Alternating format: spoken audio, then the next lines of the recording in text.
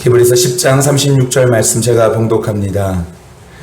너희에게 인내가 필요함은 너희가 하나님의 뜻을 행한 후에 약속하신 것을 받기 위함이라. 아멘. 기도합니다.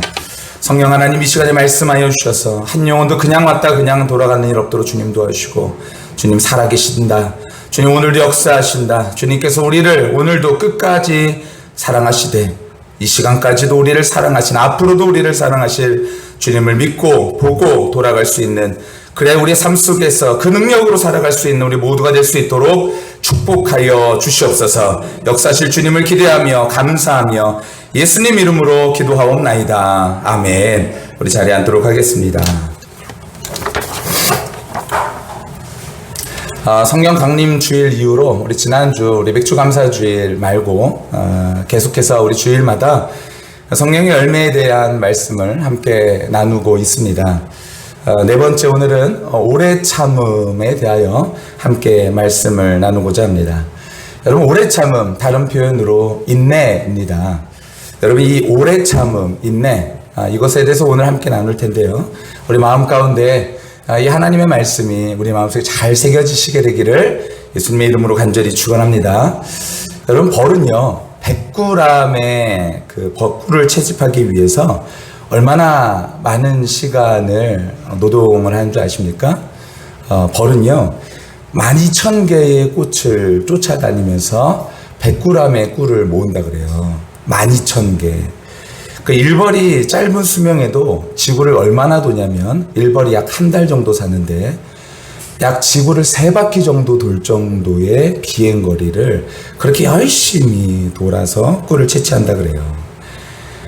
벌은 매일 10회 정도 벌판으로 나가서 꿀을 모으는데 한 번 나갈 때마다 약 12km, 그러니까 하루에 약 120km를 계속해서 왔다 갔다 하면서 이 꿀을 모은다 그럽니다. 우리가 한 입이면 다 먹는 양의 꿀을 모으기 위해서 벌은 평생 동안 인내하고 부지런히 그 일들을 행하는 것이죠. 여러분, 오래 참음이라는 단어, 이 단어는 바로 마크로디마이라는 단어입니다. 이 마크로디마이라는 단어, 오래 참음, 이게 무슨 뜻이냐면 마음을 길게 하다라는 뜻이에요. 마음을 길게 하다. 그러니까 어떤 현실 속에서도 말이나 행동을 뒤로 미루고 목적을 달성할 때까지 포기하지 않는 것이 바로 오래 참음의 의미다라는 거예요.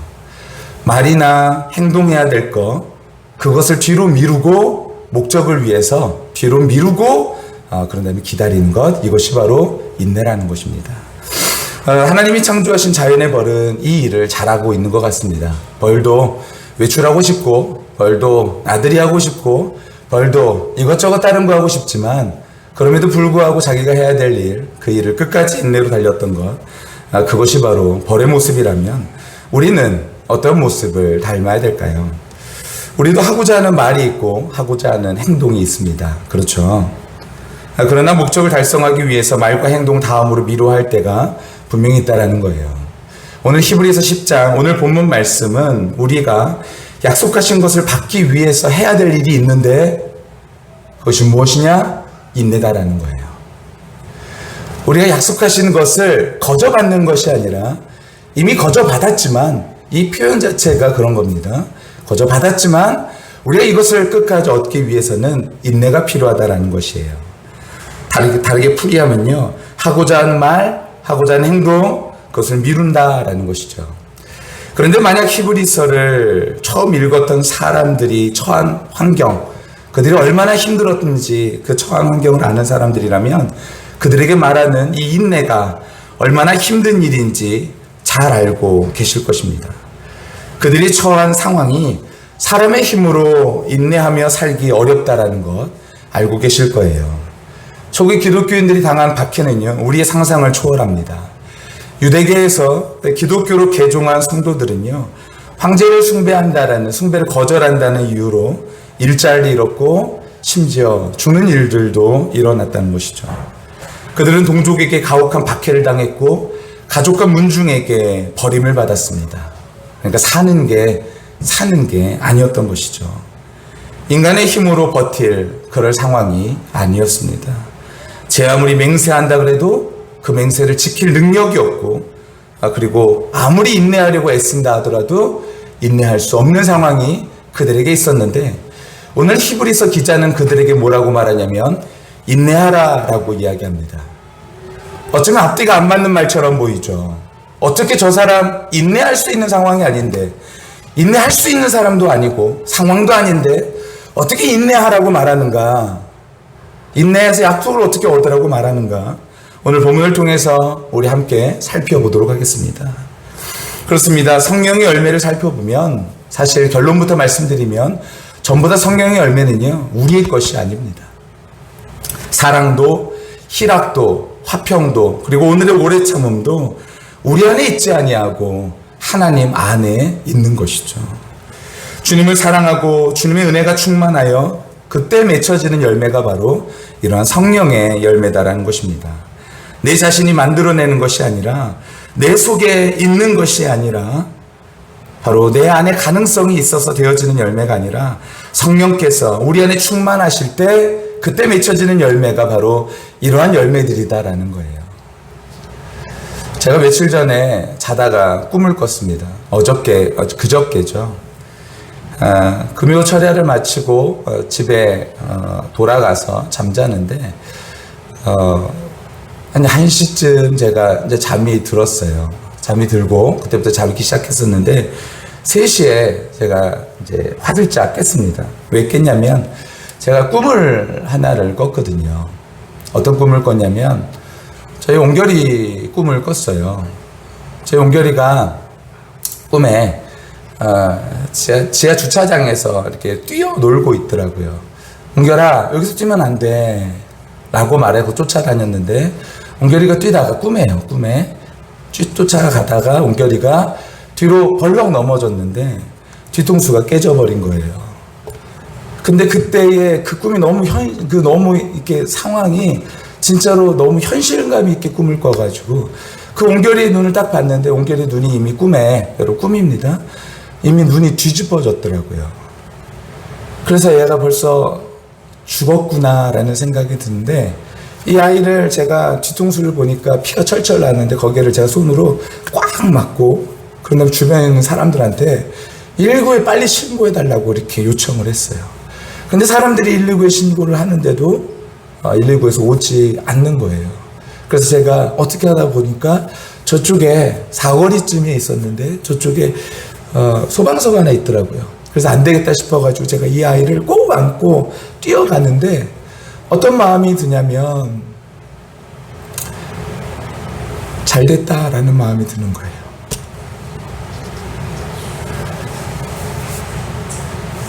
어쩌면 옹결아, 너가 더 편안한 곳에 있을 수 있겠구나 라는 생각 때문에. 근데 그때 제가 얼마나 사악하고 얼마나 나쁜 사람인지 그 꿈에 제가 너무너무나 죄스러운 거예요. 내가 옹결을 정말로 사랑한다고 말하지만 제 마음속에 큰 부담이 있었고, 우리 이 부담을 떨쳐내지 못하여 제 마음속에 이 아이를 안고 잘 됐다 라고 말하는 그 순간에 제가 꿈에 화들짝 깨버린 거예요. 그리고 저에게 하나님께서 그런 마음을 주셨어요. 너가 얼마나 가식적이냐, 너가 얼마나 가식적이냐. 그럼에도 불구하고 내가 너에게 이 아이들을 맡겼다. 내가 너에게 성도를 맡기고 내가 너에게 함께할 사람들을 맡겼다. 여러분, 그 하나님의 음성을 딱 듣는 순간 제가 새벽에 3시에 딱 깨가지고 일어나서 옹결이에 가가지고 옹결이를 꼭 안아줬어요. 옹결아, 미안해. 아빠가 너무 미안해. 아빠가 이런 아빠야. 이러면서 제가 저희 옹결이를 꼭 안아줬어요. 그리고 인터넷에서 바로 제가 무엇을 찾았냐면요, 헬멧을 찾았어요. 우리 옹결이 혹시라도 넘어지면은 그 새벽에 제가 새벽 3시에 헬멧을 찾고 있었어요. 이 아이에게 혹시라도 넘어지면 안 되니까. 근데 제 마음속에 또 드는 생각은 너가 언제까지 그렇게 두려워할 것이냐 라는 마음이었어요. 여러분, 하나님께서는요, 우리 안에 화평 없고 사랑 없고 오래 참을 수 있는 능력이 없다라는 거 하나님은 알고 계세요. 하나님께서는 알고 계시는데 오늘 우리에게 이 히브리서 기자는 오래 참으라라고 이야기하죠. 오래 참아서 인내해서 그래서 약속을 받으라라고 얘기합니다. 어떻게 이것이 가능하냐라는 거예요. 우리가 어떤 현실 속에서도 말이나 행동을 뒤로 미루고 목적을 달성할 때까지 포기할 수 있는 힘이 성령의 충만한 가운데, 역사 가운데 일어날 수 있습니다. 여러분, 우리는 못해요. 우리는 못하는데 바로 하나님의 형상으로 회복되어질 때 우리는 그 순간에 하나님의 역사, 하나님의 손을 꼭 붙들 때 그때는 우리는 비로소 그렇게 오래 참을 수 있는 능력이 우리 안에 생길 수 있다는 것입니다. 베드로후서 3장 9절의 말씀을 보면 그런 하나님의 성품이 기록되어 있어요. 여러분, 우리는요 못해요. 하지만 하나님의 성품 가운데 있죠. 우리는 하나님의 형상을 닮아서 지은 존재예요. 그러면 우리가 죄로 인하여서 우리가 일그러져 있지만, 죄로 인하여서 오래 참을 수 없지만, 그럼에도 불구하고 다시 한번 예수 그리스도로 말미암아 우리 형상이 회복되어질 때 우리는 오래 참을 수 있게 되어진다는 거예요. 여러분, 하나님의 성품을 한번 보세요. 베드로 3장 8절부터 9절까지 말씀 같이 한번 읽어볼까요? 시작. 사랑하는 자들아, 주께는 하루가 천년 같고 천년이 하루 같다는 이 한 가지를 잊지 말라. 주의 약속은 어떤 이들이 더디다고 생각하는 것 같이 더딘 것이 아니라 오직 주께서는 너희를 대하여 오래 참으사 아무도 멸망하지 아니하고 다 회개하기에 이르기를 원하시느니라. 아멘. 네, 하나님께서 우리 가운데 꼭 기억하기를 원하는 것이 있대요. 하나님은요, 하루가 천년 같고 천년이 하루 같대요. 하나님 왜 이렇게 제 기도에 응답하지 않으세요? 근데 하나님께서는요, 우리가 생각하는 하루가 하나님께서는 생각하시는 천년 같고 우리가 생각하는 천년이 하나님께는 하루 같다라는 것이죠. 여러분, 근데 하나님께서 그와 같은 하나님이신데 중요한 것은 무엇이에요? 하나님께서 우리를 오래 참으사 멸망하지 않고 다 회개하여 그 회개에 이르긴, 약속에 이르는 데까지 이르기를 원하셔서 하나님께서 오늘도 오래 참으신다는 거예요. 때로는 나 때문에, 때로는 내 이웃 때문에, 때로는 내 가족 때문에 하나님께서 오래 참으시는 그 하나님을 우리가 믿고 따르기를 원하신다는 것이죠. 여러분, 우리가 그 하나님의 형상으로 회복되어질 때 우리는 오래 참을 수 있게 됩니다. 여러분, 마찬가지로 예수님은 바로 하나님의 형상이시기 때문에, 하나님 자신이시기 때문에 예수님도 오래 참으셨죠. 우리 이사야서 53장 7절 말씀 같이 한번 읽어볼까요? 시작. 그가 곤욕을 당하여 괴로울 때에도 그 입을 열지 아니하였으며 마치 도수장으로 끌려가는 어린 양과 털 깎는 자 앞에서 잠잠한 양같이 그 입을 열지 아니하였도다. 예수님의 모습이죠. 이사야지만 예수님의 모습을 미리 이야기하고 있는 것이죠. 만약에 여러분 예수님이 변명하셨다면 이 세상을 구원하시는 하나님의 계획은 어찌 되었을까요? 수많은 독소를 쏟아내시면서 자신의 십자가에서 못 박는 이들과 조롱하는 사람들을 향하여 하늘의 천군과 천사를 동원해서 벼락을 치셨다면, 분노를 바라셨다면 여러분, 우리의 구원은 어찌 되었을까요? 예수님 오래 참으셨죠. 죄의 종노릇 하시며 죽음의 권세 아래 놓여있는 우리들을 사랑하시기에 구원하시고자 십자가의 고난과 사람들의 조롱을 견디셨습니다. 첫째 아담은 실패했지만 둘째 아담인 예수 그리스도는 성공하셨죠. 여러분, 우리도 성령으로 충만하여 성공하기를 하나님께서 원하십니다. 그래서 우리를 하나님의 형상으로 오늘도 회복하시길 위하여, 아니 완전히 회복하셔서 예수 그리스도를 통하여서 우리를 회복하셨다라고 말씀하고 계신 것이죠. 여러분, 그러니 바울도 이와 같이 고백하는 것입니다. 바울은 그의 사랑하는 제자 디모데에게 이렇게 말합니다. 디모데전서 1장 16절입니다. 함께 읽습니다. 시작. 그러나 내가 긍휼을 입은 까닭은 예수 그리스도께서 내게 먼저 일체 오래 참으심을 보이사 후에 주를 믿어 영생 얻는 자들에게 본이 되게 하려 하심이라. 아멘. 예수님께서 오래 참으셨죠. 오래 참으셔서 바울이 지금 내가 긍휼을 입었다 라고 얘기하는 거예요.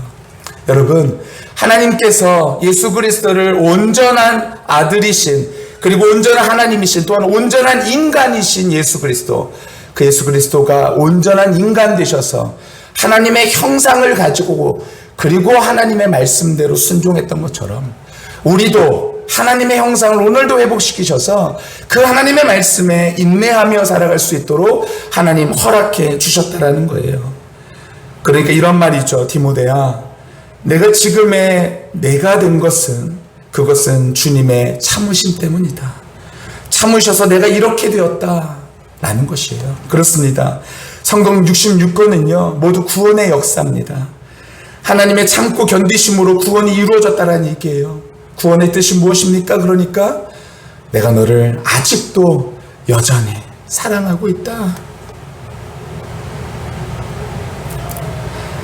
죄에 빠진 우리, 가능성 없는 우리, 하나님의 은혜를 맛봤지만 오늘도 또 쓰러져 있는 우리, 그럼에도 불구하고 하나님께서 우리를 가능성 없는 우리들을 여전히 버리지 아니하시고 그 모든 아픔 견디시면서 선지자 보내시고 마침내 예수님까지 우리에게 보내셔서 구원하시는 역사가 바로 이 구원의 역사, 바로 성경의 역사다라는 거예요.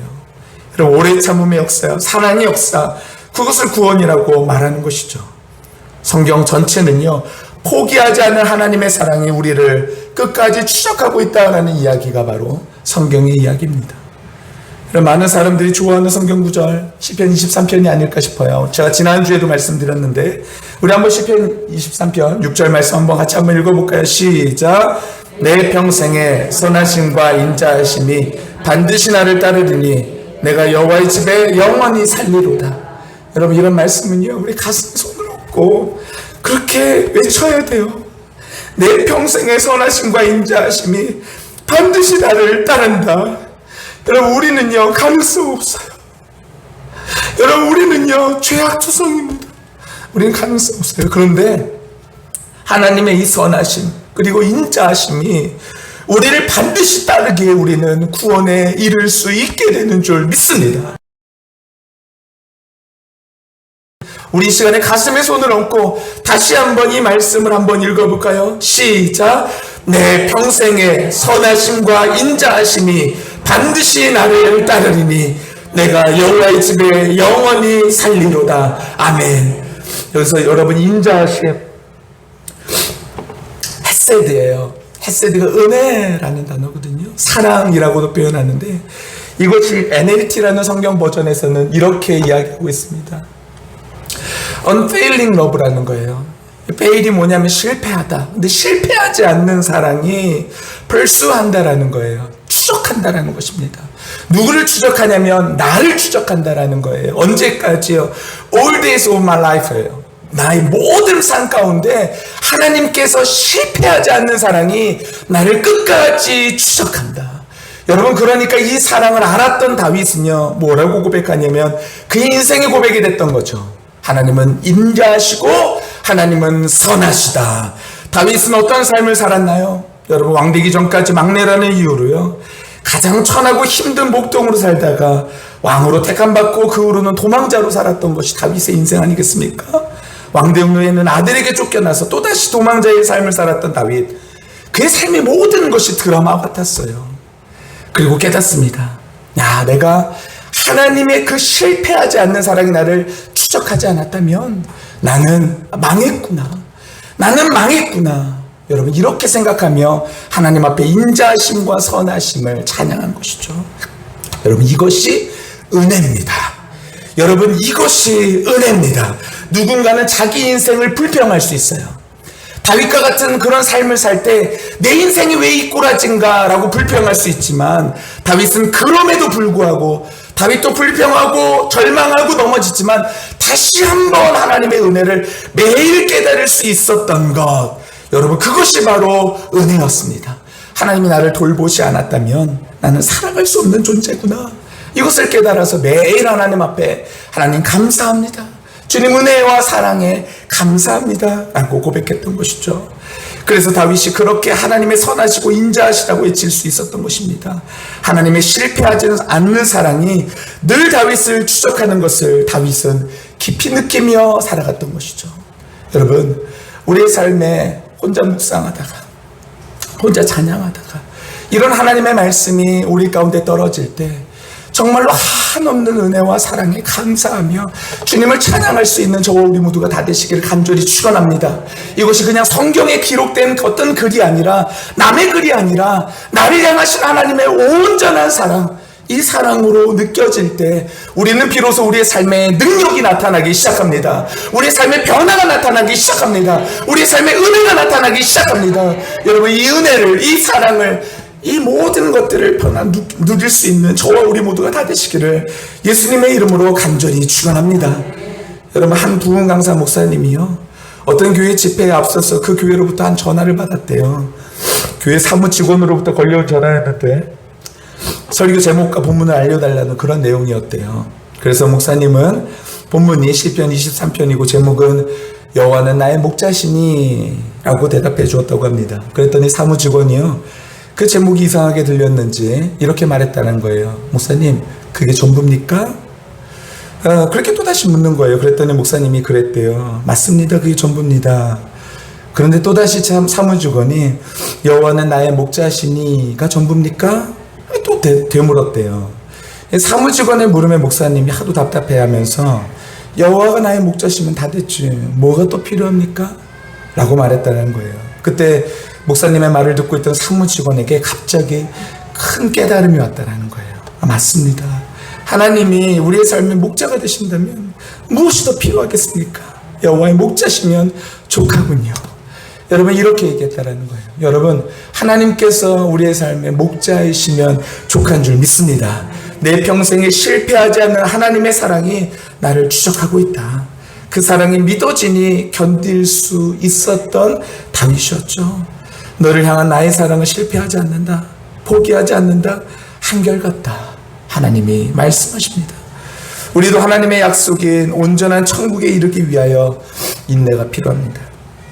해야 할 말이 있고 해야 할 행동이 있고 목적을 위해서 참고 견딜 때가 필요하다는 거예요. 그러나 우리는 알고 있죠. 내가 하고자 하는 말들 쉽게 내뱉고 하고자 행동들 또 쉽게 해버립니다.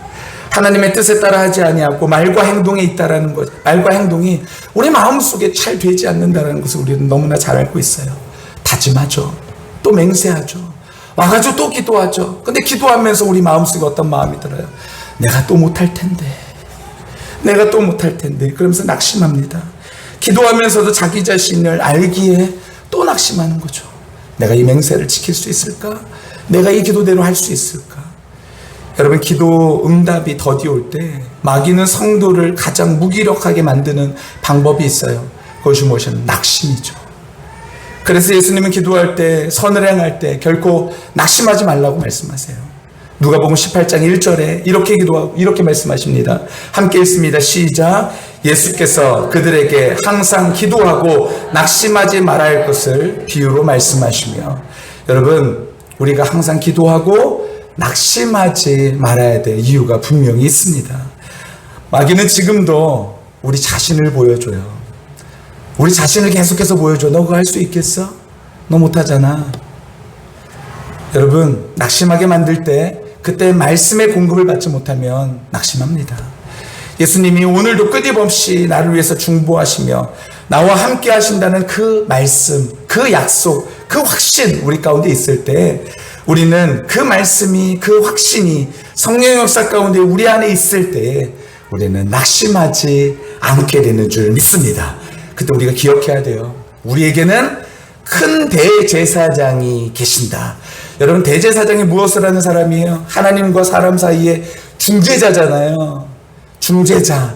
예수님께서 우리의 중재자 되신다라는 거예요.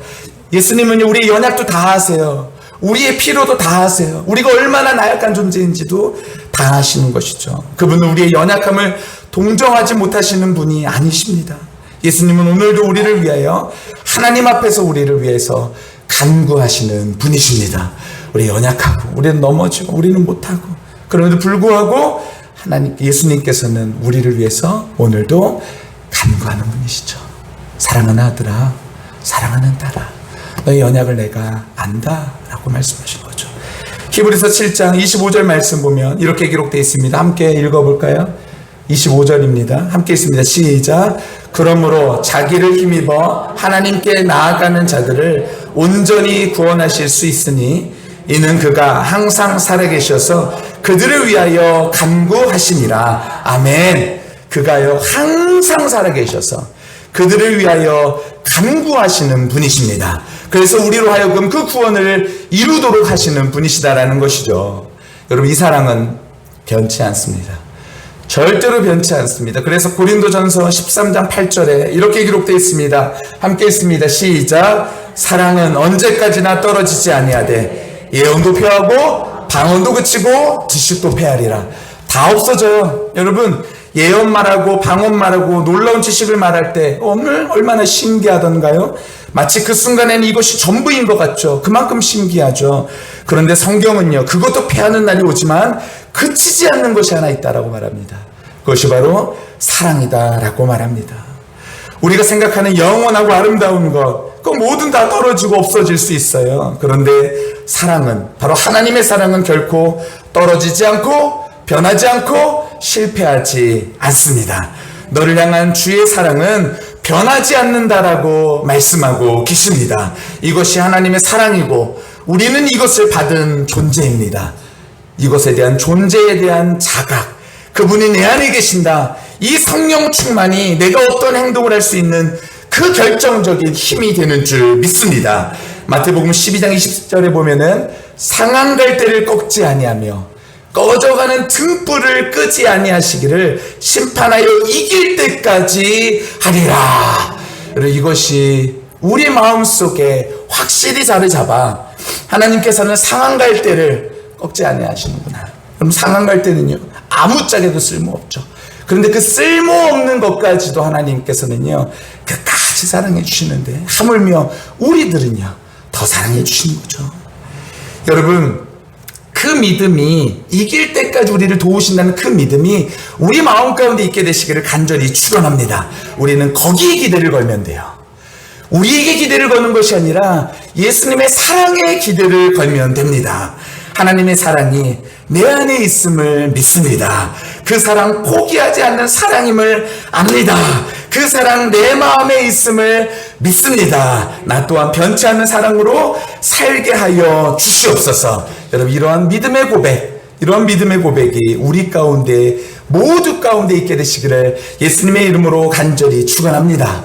때로는 주님, 저 다 이해할 수 없어요.